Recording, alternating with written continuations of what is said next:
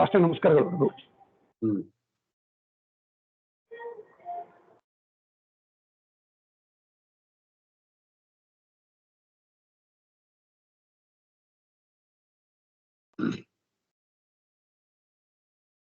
ಸಮಸ್ತ ಗುಣ ಸಂಪೂರ್ಣಂ ಸರ್ವದೋಷ ವಿವರ್ಜಿತಂ ಲಕ್ಷ್ಮೀ ನಾರಾಯಣಂ ವಂದೇ ಸರ್ವಾಭೀಷ್ಟ ಫಲಪ್ರದಂ ಸಂಸಾರ ಕ್ಲೇಶ ಸಂಶರಾಂತ ಸಜ್ಜನಾವನ ತತ್ಪರಾಃ ಅಂತಸ್ತಾನ್ ಗುರೂನ್ ನತ್ವಾ ಗಿರಂ ಭಜೇ.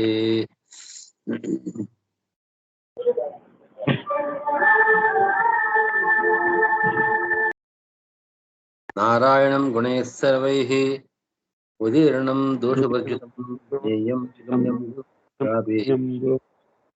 ಸೂತ್ರಾರ್ಥ್ಯತೆ. ಓಂ ಅಥಾತೋ ಬ್ರಹ್ಮ ಜಿಜ್ಞಾಸಾ. ಓಂ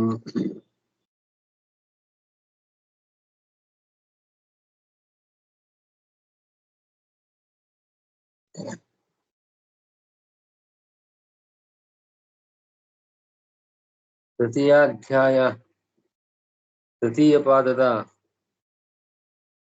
ಸಂಗ್ರಹವನ್ನ ಆಚಾರ್ಯರು ಅಣುಭಾಷ್ಯದಲ್ಲಿ ಮಾಡಿದ್ದಾರೆ.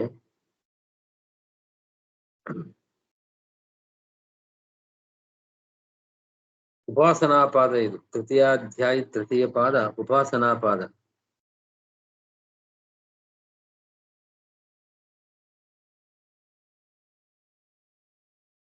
ಉಪಾಸನಾ ಪಾದದಲ್ಲಿ ತತ್ವಮಂಜರಿಯಲ್ಲಿ ರಾಘವೇಂದ್ರ ಸ್ವಾಮಿಗಳು ಹೇಳ್ತಾ ಇದ್ದಾರೆ,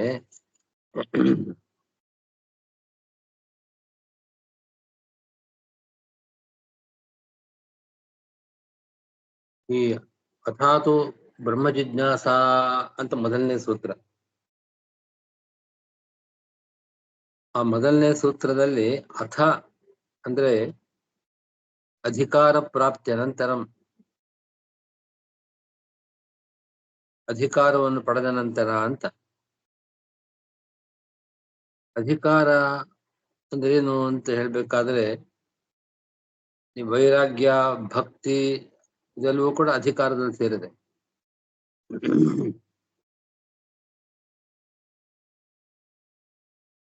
ವೇದಾಧ್ಯಯನ ಮಾಡಿರ್ಬೇಕು. ವೇದಾಧ್ಯಯನ ಮಾಡಿದ ನಂತರದಲ್ಲಿ ಈ ಸಾಧನಗಳು ಅಂತ ಏನ್ ಹೇಳ್ತಾ ಇದ್ದಾರೆ ಅದೆಲ್ಲವೂ ಅಧಿಕಾರ. ವೈರಾಗ್ಯ ಭಕ್ತಿ ಧ್ಯಾನ ಉಪಾಸನ, ವೈರಾಗ್ಯ ಭಕ್ತಿ ಉಪಾಸನ ಇವೆಲ್ಲ ಅಧಿಕಾರಗಳು. ಇದನ್ನು ಪಡೆದವನು ಅಧಿಕಾರಿ. ಹೀಗಾಗಿ ವೈರಾಗ್ಯ ಮತ್ತು ಭಕ್ತಿ ಎಂಬ ಎರಡು ಸಾಧನಗಳು, ಅದರ ವಿಷಯವನ್ನ ಈ ಎರಡು ಪಾದಗಳಲ್ಲಿ, ಹಿಂದಿನ ಎರಡು ಪಾದಗಳಲ್ಲಿ ಬ್ರಹ್ಮಸೂತ್ರಗಳಲ್ಲಿ ನಿರೂಪಣೆ ಮಾಡಿದ್ದನ್ನ ಆಚಾರ್ಯರು ಅಣುಭಾಷ್ಯದಲ್ಲಿ ಸಂಗ್ರಹ ಮಾಡಿದ್ದನ್ನ ನೋಡಿದ್ದೇವೆ. ಈಗ ಅಲ್ಲಿ ಜಿಜ್ಞಾಸ, ಬ್ರಹ್ಮ ಜಿಜ್ಞಾಸ ಅನ್ಬೇಕಾದ್ರೆ ಜಿಜ್ಞಾಸ ಅನ್ನೋ ಪದ ಇದೆ. ಆ ಜಿಜ್ಞಾಸ ಅನ್ನೋ ಪದ ಉಪಾಸನ ಎಂಬ ಅಧಿಕಾರವನ್ನು ಹೇಳ್ತಾ ಇದೆ. ಉಪಾಸನೆಯನ್ನು ಮಾಡಬೇಕು. ಮುಮುಕ್ಷುವಾದವನು, ಮುಮುಕ್ಷು ಅಧಿಕಾರಿ, ಮೋಕ್ಷವನ್ನು ಇಚ್ಛಿಸುವವನು ಅಧಿಕಾರಿ. ಮೋಕ್ಷವನ್ನು ಇಚ್ಛಿಸತಕ್ಕಂಥ ಅಧಿಕಾರಿ ವೈರಾಗ್ಯವನ್ನು ಪಡೆದಿರಬೇಕು, ತನ್ನ ಯೋಗ್ಯತಾನುಗುಣವಾದ ಭಕ್ತಿಯನ್ನು ಮಾಡಬೇಕು, ಉಪಾಸನೆಯನ್ನು ಮಾಡಬೇಕು ಅಂತ ಆ ಜಿಜ್ಞಾಸಾ ಶಬ್ದ ಉಪಾಸನಾ ಅನ್ನೋ ಅರ್ಥವನ್ನು ಹೇಳ್ತಾ ಇದೆ. ಆ ಜಿಜ್ಞಾಸಾ ಶಬ್ದದ ಅರ್ಥ ಉಪಾಸನಾ ಅಂತೇನಿದೆ, ಆ ಉಪಾಸನೆಯ ನಿರೂಪಣೆಗೋಸ್ಕರವಾಗಿ ಈ ಮೂರನೇ ಪಾದ, ಮೂರನೇ ಅಧ್ಯಾಯದ ಮೂರನೇ ಪಾದ ಹೊರಟಿದೆ. ಈ ಪಾದವನ್ನು ಉಪಾಸನಾ ಪಾದ ಅಂತ ಕರಿತಾ ಇದ್ದಾರೆ. ಆಚಾರ್ಯರು ಅಣುಭಾಷ್ಯದಲ್ಲಿ ಸಚ್ಚಿದಾನಂದ ಆತ್ಮೇತಿ ಮಾನುಷೇಸ್ತು ಸಲೇಶ್ವರೈಹಿ ಯಥಾಕ್ರಮಂ ಬಹುಗುಣೈರ್ ಉಪಾಸ್ಯ ಅಂತ ಮುಂದೆ ಉಪಾಸ್ಯೋ ವಿಷ್ಣು ಅಂತ ಎರಡು ಪದಗಳು ಬರ್ತಾ ಇದೆ. ವಿಷ್ಣು ಉಪಾಸ್ಯ ಎಂಬ ಪದಗಳೇ ಉಪಾಸನೆ ಮಾಡಬೇಕು, ಉಪಾಸನ ರೂಪವಾದ ಸಾಧನವನ್ನ ಆ ಪದ ಅಣುಭಾಷ್ಯದಲ್ಲಿ ಬರತಕ್ಕಂತ ಈ ಪದಗಳು ಪದದ್ವಯ ಮುಂದೆ ಬರ್ತದೆ. ಅದನ್ನು ಮೊದಲೇ ಅದನ್ನ ತೆಗೆದುಕೊಂಡು ಅನ್ವಯ ಮಾಡಬೇಕು ಅಂತ ಹೇಳ್ತಾ ಇದ್ದಾರೆ. ಉಪಾಸ್ಯೋ ವಿಷ್ಣು ಇತಿ ಉಚ್ಯತೆ. ವಿಷ್ಣು ಉಪಾಸ್ಯ ಇತ್ಯುಚ್ಯತೆ. ಈ ಉಪಾಸನಾ ಪಾದದಲ್ಲಿ ವಿಷ್ಣು ಉಪಾಸ್ಯ ಇತ್ಯುಚ್ಯತೆ. ಅದರ ವಿಷಯವನ್ನ ಇನ್ನು ಸ್ಪಷ್ಟಪಡಿಸ್ತಾರೆ ತತ್ವಮಂಜರಿಯಲ್ಲಿ. ಜಿಜ್ಞಾಸ ಅಂತ ಅನ್ನೋ ಪದವನ್ನು ಮೊದಲನೇ ಸೂತ್ರದಲ್ಲಿ ಕೇಳ್ತಾ ಇದ್ದೇವಲ್ಲ, ಬ್ರಹ್ಮ ಜಿಜ್ಞಾಸ. ಅಲ್ಲಿ ಜಿಜ್ಞಾಸ ಶಬ್ದಕ್ಕೆ ಪರ್ಯಾಯ ಶಬ್ದ ಉಪಾಸನಾ. ಅಂದು ಜಿಜ್ಞಾಸ ಅಂತಂದು ಬಂದೆ. ಉಪಾಸನಾ ಅಂದ್ರೇನು? ಶ್ರವಣ ಮನನ ಧ್ಯಾನ. ನಿಧಿಧ್ಯಾಸನ ಅಂತಲೂ ಹೇಳ್ತಾರೆ ಮೂರನೇದನ್ನ, ನಿಧಿಧ್ಯಾಸನ ಅಥವಾ ಧ್ಯಾನ. ಶ್ರವಣ ಮನನ ಧ್ಯಾನ ಇದೇ ಉಪಾಸನ. ಜಿಜ್ಞಾಸ ಅಂತಂದ್ರು ಇದೇ, ಉಪಾಸನ ಅಂತಂದ್ರು ಒಂದೇ. ಶ್ರವಣ ಮನನ ಧ್ಯಾನಗಳು ಅಂತ ಒಂದೇ ಅರ್ಥ. ವಿಷ್ಣು ಉಪಾಸ್ಯ, ವಿಷ್ಣು ಜಿಜ್ಞಾಸ್ಯ. ವಿಷ್ಣು ಜಿಜ್ಞಾಸ್ಯ ಅಂತನ್ನೋ ಪದಕ್ಕೆ ವಿಷ್ಣು ಉಪಾಸ್ಯ ಅನ್ನೋ ಎರಡು ಪದಗಳಿಗೆ ವಿಷ್ಣು ನಮ್ಮ ಶ್ರವಣ ಮನನ ಧ್ಯಾನ ರೂಪವಾದ ಉಪಾಸನಾ ವಿಷಯನಾಗಬೇಕು, ಉಪಾಸನಾ ವಿಷಯನಾಗಿ ನಾವು ಮಾಡಿಕೊಳ್ಬೇಕು ಅಂತ ಈಗ ಅರ್ಥ.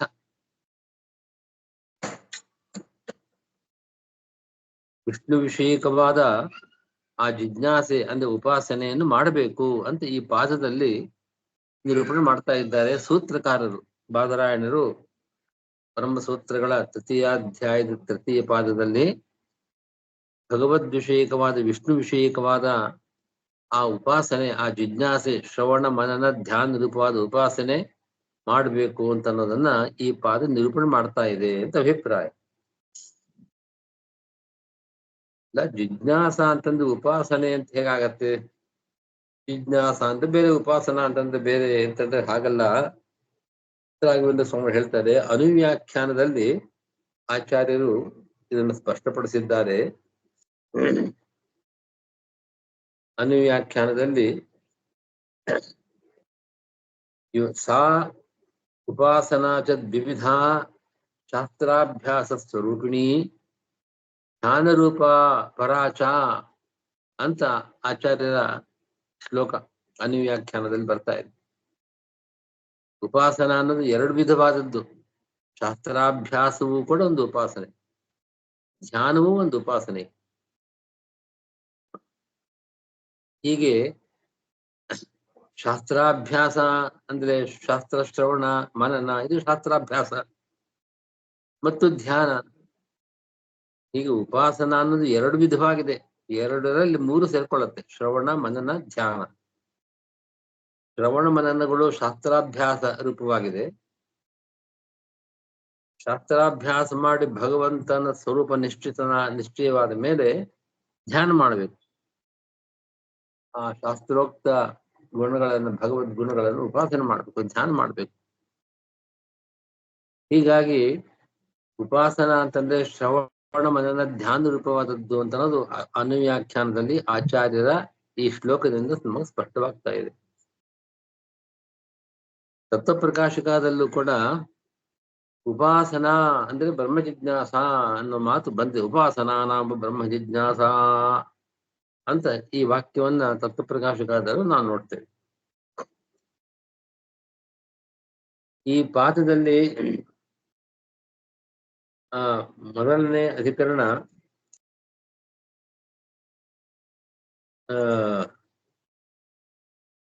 ಅದು ಓಂ ಸರ್ವವೇದಾಂತ ಪ್ರತ್ಯಯಂ ಚೋದನಾದ್ಯ ವಿಶೇಷಾತ್ ಅಂತ ಮೊದಲನೇ ಅಧಿಕರಣ.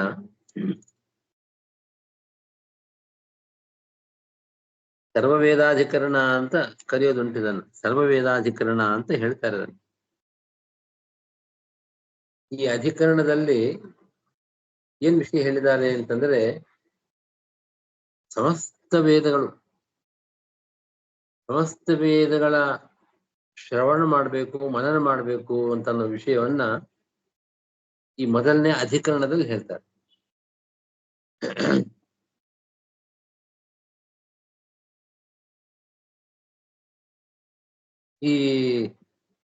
ಈ ರೀತಿಯಾದ ಸಮಸ್ತ ವೇದಗಳ ಶ್ರವಣ ಮನನಗಳನ್ನು ಮಾಡಬೇಕು ಅನ್ನೋದು ಎಲ್ಲ ಅಧಿಕಾರಿಗಳು ಮಾಡಬೇಕು. ಅಧಿಕಾರಿಗಳು ಮಂದ ಮಧ್ಯೋತ್ತಮತ್ವೇನ ತ್ರಿವಿಧಾಹಿ ಅಧಿಕಾರಿಣಃ ಅಂತ ಪ್ರಾರಂಭದಲ್ಲೇ ಜಿಜ್ಞಾಸಾಧಿಕರಣದಲ್ಲಿ ಆಚಾರ್ಯರು ಪ್ರಮಾಣಗಳನ್ನೆಲ್ಲ ಕೊಟ್ಟಿದ್ದಾರೆ. ಮಂದರು ಅಂದ್ರೆ ಅಧಮಾಧಿಕಾರಿಗಳು, ಮಧ್ಯಮಾಧಿಕಾರಿಗಳು, ಉತ್ತಮಾಧಿಕಾರಿಗಳು ಎಲ್ಲರೂ ಕೂಡ ಸರ್ವವೇದ ವಿಷಯಕವಾದ ಶ್ರವಣ ಮನನಗಳನ್ನು ಮಾಡಬೇಕು. ಮಾಡೋಕ್ ಸಾಧ್ಯವೇ ನಮಗೆ? ಸರ್ವವೇದ ಅಂತಂದ್ರೆ ಅಗಾಧವಾದ ವೇದ ರಾಶಿ ಇದೆ. ಅದನ್ನ ಅವರವರ ಯೋಗ್ಯತಾನುಸಾರವಾಗಿ ಮಾಡಲೇಬೇಕು. ನಮಗೆ ಆ ದೃಷ್ಟಿಯಿಂದ ನೋಡೋದಾದ್ರೆ ನಾವು ಈ ಶಾಸ್ತ್ರಾಧ್ಯಯನಕ್ಕೆ ಅನಧಿಕಾರಿಗಳು, ನಮ್ಗೆ ಅಧಿಕಾರ ಇಲ್ಲ. ಆಚಾರ್ಯರು ಪ್ರಾರಂಭದಲ್ಲಿ ಅಧಿಕಾರವನ್ನ ಹೇಳಬೇಕಾದ್ರೆ ಪ್ರಾರಂಭದಲ್ಲಿ ಮೊದಲು ವೇದಾಧ್ಯಯನ ಮಾಡಬೇಕು ಅಂತ ಹೇಳ್ತಾರೆ. ವೇದಾಧ್ಯಯನ ಗುರುಮುಖದಿಂದ ಅಧ್ಯಯನ ಮಾಡಿ, ಎಷ್ಟು ಅಧ್ಯಯನ ಮಾಡಬೇಕು?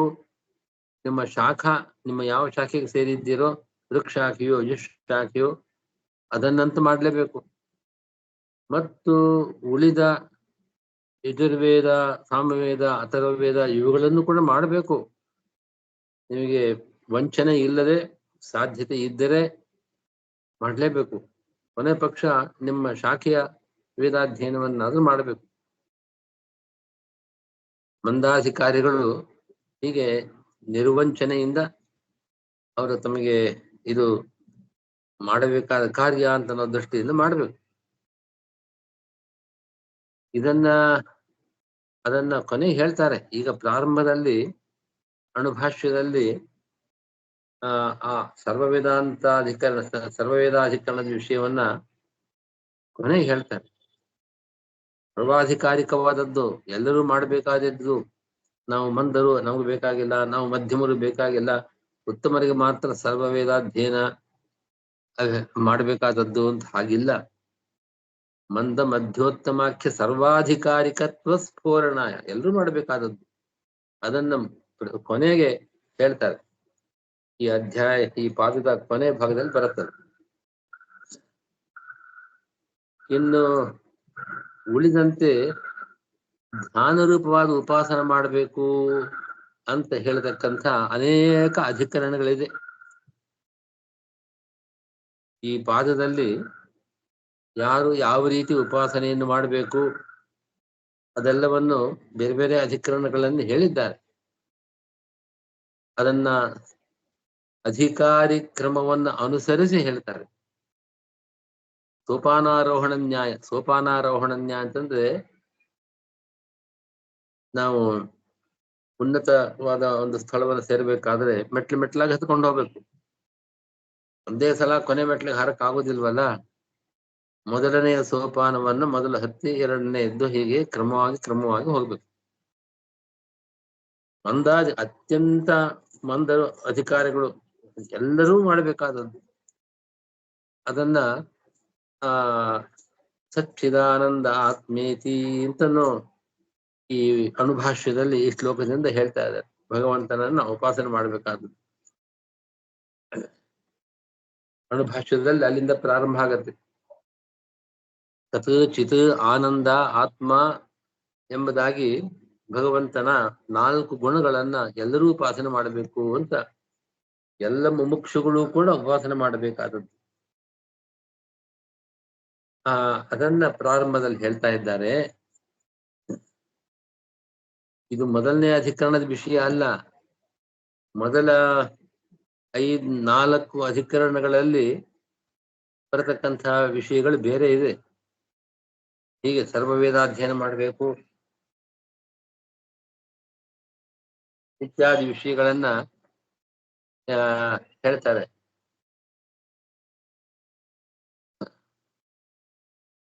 ಈಗ 4 ಅಧಿಕರಣಗಳ ಆದ್ಮೇಲೆ 5ನೇ ಅಧಿಕರಣದಲ್ಲಿ ಆನಂದಾಧಿಕರಣ ಅಂತ, ಈ ಅಧಿಕರಣ ಆನಂದಾಧಿಕರಣ ಅಂತ 5ನೇ ಅಧಿಕರಣ. ಆನಂದಾದಯ ಪ್ರಧಾನಸ್ಯ ಅಂತ ಸೂತ್ರ ಇದೆ. ಓಂ ಆನಂದಾದಯ ಪ್ರಧಾನಸ್ಯ ಅಂತ ಆ ಅಧಿಕರಣದ ಸಂಗ್ರಹವನ್ನ ಆಚಾರ್ಯರು ಪ್ರಾರಂಭದಲ್ಲಿ ಈ ಪಾದದ ವಿಷಯವನ್ನು ಹೇಳಕ್ ಹೊರಟಿದ್ದಾರೆ. ಪಾದದ ವಿಷಯದಲ್ಲಿ ನೀವು ಬ್ರಹ್ಮಸೂತ್ರಗಳನ್ನು ಅನುಸರಿಸಿ ನೋಡೋದಾದ್ರೆ ಮೊದಲನೆಯ ಪಾದದಲ್ಲಿ ಈ ಪಾದದ ಮೊದಲನೇ ಅಧಿಕರಣದಲ್ಲಿ ಸಮಸ್ತರು ಎಲ್ಲ ರೀತಿಯ ಎಲ್ಲ ಮುಕ್ಷುಗಳು ಕೂಡ ಸರ್ವ ವೇದಗಳ ಅಧ್ಯಯನ ಮಾಡಬೇಕು ಅಂತ ಅನ್ನೋ ವಿಷಯವನ್ನು ಹೇಳ್ತಾ ಇದ್ದಾರೆ. ಅದು ಸರ್ವಾಧಿಕಾರಿಕ ಎಲ್ಲ ಅಧಿಕಾರಿಗಳು ಮಾಡಬೇಕು ಅಂತಂದನ್ನ ಅಣುಭಾಷ್ಯದಲ್ಲಿ ಕೊನೆ ಭಾಗದಲ್ಲಿ ಮುಂದೆ ಹೇಳ್ತಾರೆ. ಪ್ರಾರಂಭದಲ್ಲಿ ನಾನು ಈಗಾಗಲೇ ಹೇಳಿದಂತೆ ಅಧಿಕಾರಿಗಳು ಅತ್ಯಂತ ಕಡಿಮೆ ಅಧಿಕಾರಿ ಇರತಕ್ಕಂಥವ್ರು ಅಲ್ಪಾಧಿಕಾರಿಗಳು ಮನುಷ್ಯೋತ್ತಮರು ಅಂತ ಅಲ್ಪಾಧಿಕಾರಿ, ಅತ್ಯಂತ ಕೊನೆ ಅಧಿಕಾರಿಗಳು. ಅವರನ್ನು ಆರಂಭ ಮಾಡಿ ಎಲ್ಲ ಮುಮುಕ್ಷುಗಳು ಉಪಾಸನೆ ಮಾಡಬೇಕಾದ ವಿಷಯವನ್ನ ಆಚಾರ್ಯರು ಮೊದಲು ಸಂಗ್ರಹ ಮಾಡ್ತಾ ಇದ್ದಾರೆ. ಸಚ್ಚಿದಾನಂದ ಆತ್ಮೇತಿ ಮಾನುಷೈಸ್ತು ಸುರೇಶ್ವರೈಹಿ ಉಪಾಸ್ಯ ವಿಷ್ಣು, ಹಾಗೆ ಅಂತ ಹೇಳ್ತಾ ಇದ್ದಾರೆ. ಈ ಅಧಿಕರಣಕ್ಕೆ, ಈ ಆನಂದಾಧಿಕರಣ 5ನೇ ಅಧಿಕರಣ ಅಂತ ಹೇಳಿದ್ನಲ್ಲ, 5ನೇ ಅಧಿಕರಣದ ವಿಷಯವನ್ನು ಮೊದಲು ಹೇಳ್ತಾ ಇದ್ದಾರೆ. ಈ ಪ್ರಾರಂಭದಲ್ಲಿ ಪೂರ್ವಪಕ್ಷ ಹೇಗೆ ಯಾಕೆ ಈ ಅಧಿಕರಣ ಹೊರಟಿದೆ ಅಂತಂದ್ರೆ, ಭಗವಂತನ ಗುಣಗಳು ಎಲ್ಲ ಮುಮುಕ್ಷುಗಳು ಉಪಾಸನೆ ಮಾಡಬೇಕು. ಆ ಉಪಾಸನೆ ಮಾಡಬೇಕಾದ ಗುಣಗಳು ಎಷ್ಟು ಸಂಖ್ಯೆಯಲ್ಲಿ ಎಷ್ಟು ಗುಣಗಳನ್ನು ಉಪಾಸನೆ ಮಾಡಬೇಕು, ಯಾವ್ಯಾವ ಗುಣಗಳನ್ನು ಉಪಾಸನೆ ಮಾಡಬೇಕು ಅಂತ ನಮಗೆ ಇದು ಮಿಥ್ಯಂ ಅಂತ ನಿರ್ಣಯ ಇಲ್ಲ. ಆದ್ದರಿಂದ ಯಾರಿಗೂ ಉಪಾಸನೆ ಮಾಡ್ಲಿಕ್ಕೆ ಆಗೋದಿಲ್ಲ. ಉಪಾಸನೆ ಮಾಡ್ಬೇಕಾದ್ರೆ ಎಷ್ಟು ಗುಣಗಳನ್ನು ಉಪಾಸನೆ ಮಾಡಬೇಕು ಅಂತ ನಮ್ಗೊಂದು ಗೊತ್ತಾಗ್ಬೇಕಲ್ವೇ, ಯಾವ ಗುಣಗಳನ್ನು ಉಪಾಸನೆ ಮಾಡ್ಬೇಕು ಅಂತ ಗೊತ್ತಾಗ್ಬೇಕಲ್ವೇ. ಯಾವ್ದು ನಮಗೆ ನಿಯಾಮಕ ಇಲ್ಲ, ಇಷ್ಟೇ ಮಾಡ್ಬೇಕು, ಹೀಗೆ ಮಾಡ್ಬೇಕು, ಇವುಗಳನ್ನು ಮಾಡ್ಬೇಕು ಅಂತಿಲ್ಲ. ಆದ್ದರಿಂದ ಅದನ್ನು ಉಪಾಸನೆ ಮಾಡ್ಬೇಕಾಗಿಲ್ಲ, ನಮಗ್ ಗೊತ್ತಿಲ್ವಲ್ಲ. ಉಪಾಸನಾ ಸಾಮಾನ್ಯ ಅಲ್ಲೇ ಆಕ್ಷೇಪ ಮಾಡುವ ಒಂದು ಪೂರ್ವಪಕ್ಷ ಮಾಡಿದಾಗ, ಸರ್ವ ಮುಮುಕ್ಷುಗಳು ಮಾಡಲೇಬೇಕಾದ ಗುಣಗಳ ಉಪಾಸನೆ, ಯಾವ ಗುಣಗಳ ಉಪಾಸನೆ ಸರ್ವ ಮುಮುಕ್ಷುಗಳು ಮಾಡಬೇಕೋ ಅದನ್ನು ಹೇಳೋದಕ್ಕೋಸ್ಕರವಾಗಿ ಈ ಪಾದದ 5ನೇ ಅಧಿಕರಣ ಬಂದಿದೆ. ಆನಂದಾದಯ ಪ್ರಧಾನಸ್ಯ ಅಂತ ನಾನು ಹೇಳಿದ್ನಲ್ಲ, ಅದು ಸೂತ್ರ. ಆ ಮೊದಲನೇ 5ನೇ ಅಧಿಕರಣದ ಸೂತ್ರ, ಅದು ಒಂದೇ ಸೂತ್ರ ಆ ಅಧಿಕರಣದಲ್ಲಿ. ಅದನ್ನೇ ಆಚಾರ್ಯರು ಸಚ್ಚಿದಾನಂದ ಆತ್ಮೇತಿ ಮಾನುಷೇಶ್ಚ ಸುರೇಶ್ವರೈಹಿ ಯಥಾಕ್ರಮಂ ಬಹುಗುಣೈಹಿ ಉಪಾಸ್ಯೋ ವಿಷ್ಣು ಅಂತ ಮುಂದೆ ಇರತಕ್ಕಂಥದ್ದನ್ನು ಸೇರಿಸ್ಕೊಳ್ಬೇಕು.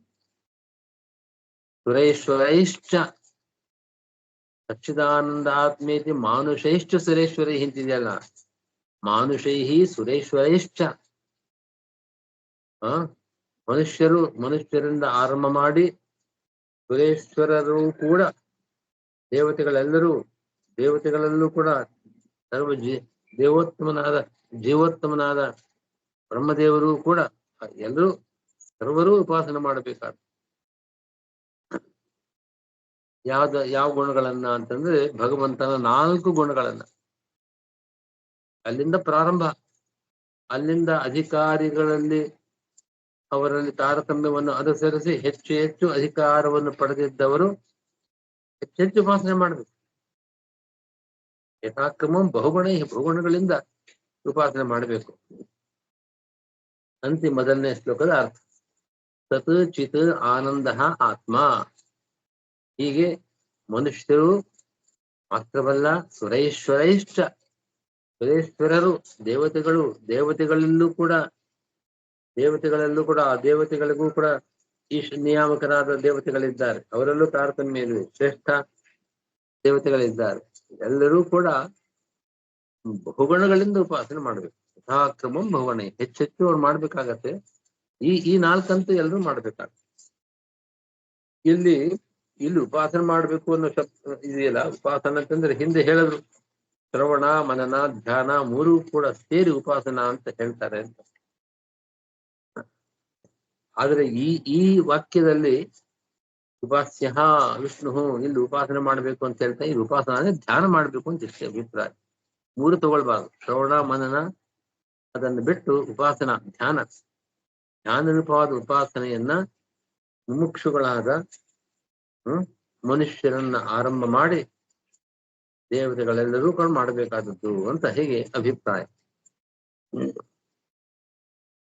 ತತ್ ಚಿತ್ ಆನಂದ ಆತ್ಮ, ಭಗವಂತ ತತ್ ಚಿತ್ ಆನಂದ ಆತ್ಮ ಅಂತ. ಆತ್ಮ ಅನ್ನೋ ಶಬ್ದಕ್ಕೆ ಲೋಕದಲ್ಲಿ ಶರೀರದ ಸಂಬಂಧವನ್ನು ಪಡೆದವನು, ಶರೀರ ಮತ್ತು ಆತ್ಮ ಜೀವ ಅವರಿಬ್ಬರಿಗೂ ಸಂಬಂಧವಿದೆ. ಶರೀರದ ಪ್ರತಿ ಸಂಬಂಧಿ ಆತ್ಮ ಅಂತ ಅನಿಸ್ಕೊಳ್ತಾರೆ ಅಲ್ವೇ. ಈ ಶರೀರದ ಸಂಬಂಧವನ್ನು ಪಡೆದವನು ಅವನು ಆತ್ಮ ಅಂತ ಹಾಗಾಗ್ತದೆ. ಲೋಕದಲ್ಲಿ ಆ ರೀತಿ ಅರ್ಥ ಇದೆ. ಯಾರು ಶರೀರದ ಸಂಬಂಧವನ್ನು ಪಡೆದಿದ್ದಾನೋ ಅವನು ಆತ್ಮ ಅಂತ ಲೋಕದಲ್ಲಿ ಪ್ರಸಿದ್ಧಿ ಇದೆ. ಆಗ ನೋಡಕ್ ಹೋದ್ರೆ ಇಡೀ ಜಗತ್ತು, ಚೇತನ ಅಚೇತನಾತ್ಮಕವಾದ ಸಮಸ್ತ ಜಗತ್ತು ಕೂಡ ಶರೀರ ಸ್ಥಾನದಲ್ಲಿದೆ. ಭಗವಂತ ಶರೀರವಲ್ಲ, ಭಗವಂತನಿಗೆ ಈ ಪ್ರಾಕೃತವಾದ ಚೇತನ ಇವು ವಸ್ತುತಃ ದೃಷ್ಟಿಯಿಂದ ಅದರ ಶರೀರವಲ್ಲ, ಅಪ್ರಾಕೃತ ಶರೀರ ಭಗವಂತನದ್ದು. ಜ್ಞಾನಾನಂದಾತ್ಮಕವಾದ ಚಿದಾನಂದಾತ್ಮಕವಾದ ಶರೀರ. ಅದೇ ಶರೀರ ಸ್ಥಾನದಲ್ಲಿದೆ. ನಮ್ಗೆ ಹೇಗೆ ನಮ್ಮ ಶರೀರ ಹಾಗೆ ನಮ್ಮಿಂದ ನಮ್ಮ ಒಂದು ದೃಷ್ಟಿಯಲ್ಲಿ ನಮ್ಮ ನಿಯಮನಕ್ಕೆ ಒಳಪಟ್ಟಿದೆ.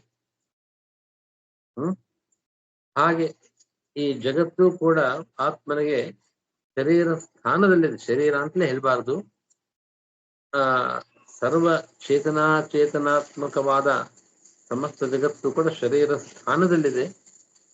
ಅದಕ್ಕೆ ಪ್ರತಿ ಸಂಬಂಧಿ, ಅದಕ್ಕೆ ಸಂಬಂಧಪಟ್ಟವನು, ಸರ್ವಾಂತರ್ಯಾಮಿಯಾಗಿರ್ತಕ್ಕಂಥವನು, ಸರ್ವಸ್ವಾಮಿ ಅಂತನೂ ಅರ್ಥ. ಒಟ್ಟಿನಲ್ಲಿ ಆತ್ಮ ಶಬ್ದಕ್ಕೆ ಸರ್ವಸ್ವಾಮಿ, ಸರ್ವ ಚೇತನಾತ್ಮಕವಾದ ಜಗತ್ತಿಗೆ ಸ್ವಾಮಿಯಾದವನು ಇಲ್ಲಿ ಆತ್ಮ ಶಬ್ದ. ಒಂದು ಆತ್ಮ ಶಬ್ದದ ಅರ್ಥ ಹೀಗೆ. ರಾಘವೇಂದ್ರ ಸ್ವಾಮಿ ಇನ್ನೊಂದನ್ನು ಹೇಳ್ತಾರೆ, ಆದಾನಾರ್ಥತ್ವದಶ್ಚ ಅಯಂ ಆತ್ಮಶಬ್ದ ಪತಿಂ ವದೇತ್ ಅಂತ ಅನುವ್ಯಾಖ್ಯಾನದಲ್ಲಿ 4ನೇ ಅಧ್ಯಾಯದಲ್ಲಿ ಬರತಕ್ಕಂಥ ಆಚಾರ್ಯರ ವಾಕ್ಯ. ಆದಾನಾರ್ಥತ್ವತಃ ಕೃತ್ಯರನ್ನ ತನ್ನ ಸ್ವಾಧೀನದಲ್ಲಿ ಇಟ್ಕೊಂಡಿರ್ತಕ್ಕಂಥವನು. ಆ ಅರ್ಥವೂ ಇದೆ. ಆದತ್ತೇತಿ ಆತ್ಮ. ಭೃತ್ಯರನ್ನ ಒಬ್ಬ ಮನುಷ್ಯ, ಆ ಭೃತ್ಯರಿಗೆ ಅವನ ಆತ್ಮ, ನಿಯಾಮಕ, ಸ್ವಾಮಿ ಅಂತನೂ ಅರ್ಥ. ಹಾಗೆ ಆ ಅರ್ಥವನ್ನ ತಗೊಳ್ಳೋದಾದ್ರೆ ಭೃತ್ಯಾನಾದತ್ತೆ, ಭೃತ್ಯರಂತೆ ನಾವೆಲ್ಲರೂ ಕೂಡ ಭಗವಂತನ ಭೃತ್ಯರು, ಅವನ ಅಧೀನದಲ್ಲಿರ್ತಕ್ಕವರು. ಅಂತೂ ಒಟ್ಟಿನಲ್ಲಿ ಸ್ವಾಮಿ ಅಂತ ಅರ್ಥ. ಆತ್ಮ ಶಬ್ದ ಸ್ವಾಮಿ ಅನ್ನೋ ಅರ್ಥವನ್ನು ಕೊಡ್ತಾ ಇದೆ. ಸತ್ ಶಬ್ದಕ್ಕೆ ನಿರ್ದೋಷ ಅಂತ ಅರ್ಥ. ಚಿತ್ ಅಂತಂದ್ರೆ ಜ್ಞಾನ ಅಂತ ಅರ್ಥ. ಆನಂದ ಅಂತ ಗೊತ್ತಿದೆ. ಆತ್ಮ ಅಂದ್ರೆ ಸ್ವಾಮಿ. ಭಗವಂತ ನಿರ್ದೋಷನಾಗಿದ್ದಾನೆ, ಜ್ಞಾನ ಸ್ವರೂಪನಾಗಿದ್ದಾನೆ, ಪೂರ್ಣ ಜ್ಞಾನ ಸ್ವರೂಪನಾಗಿದ್ದಾನೆ, ಪೂರ್ಣಾನಂದ ಸ್ವರೂಪನಾಗಿದ್ದಾನೆ, ನಮ್ಮೆಲ್ಲರಿಗೂ ಕೂಡ ಸ್ವಾಮಿಯಾಗಿದ್ದಾನೆ. ಹೀಗೆ ಈ ರೀತಿಯಾಗಿ ಅನೇಕ ಗುಣಗಳಿಂದ ವಿಶಿಷ್ಟನಾದವನು ಪರಮಾತ್ಮ. ಒಂದೊಂದೇ ಗುಣ ಅಲ್ಲ ಅವರು ಉಪಾಸನೆ ಮಾಡಬೇಕಾದದ್ದು. ಈಗ ಬಹುಗುಣಗಳಿಂದ 4 ಗುಣಗಳನ್ನು ಕೂಡ ಉಪಾಸನೆ ಮಾಡಬೇಕು. ಯಾರು? ಮನುಷ್ಯ ಪ್ರಭೃತಿ ಬ್ರಹ್ಮಾಂತಿ, ಮನುಷ್ಯರನ್ನ ಆರಂಭ ಮಾಡಿ ಚತುರ್ಮುಖ ಬ್ರಹ್ಮದೇವರಿಗೆ ಇವರೆಲ್ಲರೂ ಕೂಡ ಮುಮುಕ್ಷುಗಳಾದವರು ಉಪಾಸನೆ ಮಾಡಬೇಕಾಗಿದ್ದಾನೆ, ಉಪಾಸ್ಯನಾಗಿದ್ದಾನೆ, ಧ್ಯೇಯನಾಗಿದ್ದಾನೆ ಆ ವಿಷ್ಣು ಅಂತ. ಈ ಆನಂದಾದಯ ಪ್ರಧಾನಸ್ಯ ಆನಂದಾದಯ ಗುಣಃ ಪ್ರಧಾನಸ್ಯ ಪ್ರಧಾನ ಫಲವಾದ ಮೋಕ್ಷಕ್ಕೋಸ್ಕರವಾಗಿ ಈ ಧ್ಯಾನ ಮಾಡತಕ್ಕವರಿಗೆ ಬೇರೆ ಅನೇಕ ಫಲಗಳು ಬರಬಹುದು. ಆದರೆ ಪ್ರಧಾನ ಫಲ ಏನು? ಅದು ಮೋಕ್ಷವೇ. ಆನಂದ, ಜ್ಞಾನಂ, ಸತ್, ಆತ್ಮ, ಈ ಗುಣಗಳಿಂದ ಆನಂದಾದಿ ಈ 4 ಗುಣಗಳಿಂದ ಆ ಪ್ರಧಾನ ಫಲಕ್ಕಾಗಿ ಉಪಾಸ್ಯನಾಗಿದ್ದಾನೆ ಭಗವಂತ. ಯಥಾಕ್ರಮ ಅಂತ ತಾವು ಪಡೆಯಬೇಕಾದ ಫಲಕ್ಕೋಸ್ಕರವಾಗಿ ಎಷ್ಟು ಗುಣಗಳನ್ನ ಮಾಡಬೇಕು. ಎಲ್ಲ ಅಧಿಕಾರಿಗಳಿಗೂ ಕೂಡ ಮೋಕ್ಷದಲ್ಲಿ ಇದಿಷ್ಟು ಸಿಗತ್ತೆ. ಅವರು ನಿರ್ದೋಷರಾಗ್ತಾರೆ, ಜ್ಞಾನ ಸ್ವರೂಪರಾಗ್ತಾರೆ, ಸ್ವರೂಪ ಜ್ಞಾನದ ಅಭಿವ್ಯಕ್ತಿ, ಸಂಸಾರದಲ್ಲಿ ಇರತಕ್ಕಂಥ ಎಲ್ಲ ದೋಷಗಳು ಪರಿಹಾರವಾಗತ್ತೆ. ಅವರು ಭಗವಂತನ ಅಧೀನದಲ್ಲಿದ್ದಾರೆ, ಮುಕ್ತರಾದ ಬ್ರಹ್ಮಾದಿ ದೇವತೆಗಳಿಗೆ ಅಧೀನದಲ್ಲಿದ್ದಾರೆ. ಅದೆಲ್ಲ ಸಿರಿನೇ, ಅದ್ಯಾವುದು ದೋಷವಲ್ಲ. ದೋಷ ಅಂತ ಸಂಸಾರ ಕಾಲದಲ್ಲಿ ಯಾವ ದೋಷಗಳಿದೆ, ಯಾವ ದೋಷವೂ ಅವರು ನಿರ್ದೋಷರಾಗ್ತಾರೆ. ಅವರು ಸ್ವರೂಪ ಜ್ಞಾನ ಅಭಿವ್ಯಕ್ತವಾಗತ್ತೆ, ಆ ಸ್ವರೂಪದಲ್ಲಿರತಕ್ಕಂಥ ಆನಂದ ಅಭಿವ್ಯಕ್ತಿ ಆಗುತ್ತೆ. ಹೀಗೆ ಇಂತಹ ಒಂದು ಮೋಕ್ಷ ಎಲ್ಲವನ್ನು ಎಲ್ಲ ಅಧಿಕಾರಿಗಳು ಪಡೆಯತಕ್ಕವ. ಆ ಫಲ, ಅಂತಹ ಫಲವನ್ನು ನಾವು ಪಡೆಯಬೇಕಾದ್ರೆ ಅದಕ್ಕನುಗುಣವಾಗಿ ಉಪಾಸನೆ ಮಾಡಬೇಕು.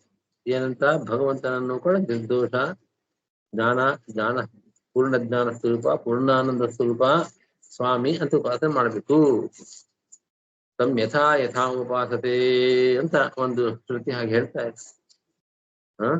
ಭಗವಂತನನ್ನ ಹೇಗೆ ಉಪಾಸನೆ ಮಾಡ್ತಾರೋ ಆಯಾ ಫಲವನ್ನು ಪಡಿತಾ ಇದ್ದಾರೆ. ಆತ್ಮತ್ವೋಪಾಸನೆ ಅಂದ್ರೆ ಬಹಳ ಮುಖ್ಯ. ಹೀಗೆ ಸಚ್ಚಿದಾನಂದ ಆತ್ಮೇತಿ ಬ್ರಹ್ಮೋಪಾಸ ವಿನಿಷ್ಠಿತ ಸರ್ವೇಶಾಂಚ ಮೋಕ್ಷಾಣಂ ಫಲಸಾಮ್ಯಾಗ ಅಪೇಕ್ಷಿತ ಅಂತ ಒಂದು ಸ್ಮೃತಿವಾಕ್ಯವನ್ನು ಭಾಷ್ಯದಲ್ಲಿ ಉದಾಹರಿಸಿದ್ದಾರೆ. ಅದಕ್ಕೆ ಅನುಗುಣವಾಗಿ ಸರ್ವ ಮುಮುಕ್ಷುಗಳು ಕೂಡ ಈ ರೀತಿಯಾದ ಉಪಾಸನೆಯನ್ನು ಮಾಡಬೇಕು. ಫಲಕ್ಕೆ ಯಾವ ಫಲ ನಮಗೆ ಅಪೇಕ್ಷಿತವಾಗಿದೆಯೋ ಅದಕ್ಕನುಗುಣವಾಗಿ ಉಪಾಸನೆ ಮಾಡಬೇಕು. ನಾವು ದೋಷರಹಿತರಾಗಿ ಪೂರ್ಣ ಜ್ಞಾನ, ನಮ್ಮಲ್ಲಿರ್ತಕ್ಕಂಥ ಪೂರ್ಣ ಜ್ಞಾನ ಪೂರ್ಣಾನಂದ ಅಭಿವ್ಯಕ್ತಿ ಆಗಬೇಕು ಅಂತ ಸ್ವಾಮಿತ್ವವು ಕೂಡ ಇರುತ್ತೆ. ಅವರವರು ಮೋಕ್ಷದಲ್ಲಿ ತಮಗಿಂತಲೂ ಅವರರಾದವರಿಗೆ, ತಮಗಿಂತಲೂ ತಮ್ಮ ಕೆಳಗಿನ ಯೋಗ್ಯತೆ ಇದ್ದವರಿಗೆ ಮೇಲಿನವರು ಅವರು ಸ್ವಾಮಿಗಳಾಗ್ತಾರೆ. ಸ್ವಾಮಿತ್ವ ಅನ್ನೋದು ಅವ್ರಿಗೆ ಬರ್ತದೆ. ಹಾಗೆ ಈ ಎಲ್ಲ ಗುಣಗಳನ್ನು ನಾವು ಮೋಕ್ಷದಲ್ಲಿ ಪಡೆಯೋದ್ರಿಂದ ಅದಕ್ಕನುಗುಣವಾಗಿ ಪರಮಾತ್ಮನನ್ನ ಈ ರೀತಿ ಉಪಾಸನೆ ಮಾಡಬೇಕು ಅಂತ ಹೇಳತಕ್ಕಂಥ ಆನಂದಾದಿ ಪ್ರಧಾನಸ್ಯ ಎಂಬ ಈ ಅಧಿಕರಣದ ಸಂಗ್ರಹವನ್ನ ಆಚಾರ್ಯರು ಸಚ್ಚಿದಾನಂದ ಆತ್ಮೇತಿ ಮಾನುಷೇಶ್ವ ಸರೇಶ್ವರೈ ಯಥಾಕ್ರಮಂ ಬಹುಗಣೈ ವಿಷ್ಣು ಉಪಾಸ್ಯೋ ವಿಷ್ಣುದೇವಹಿ ಅಂತ ಎಂಬ ಶ್ಲೋಕದಿಂದ ಸಂಗ್ರಹ ಮಾಡಿದ್ದಾರೆ. ಇಲ್ಲಿ ಇವತ್ತಿನ ನಿಲ್ಲಿಸುತ್ತೆ. ಶ್ರೀಕೃಷ್ಣ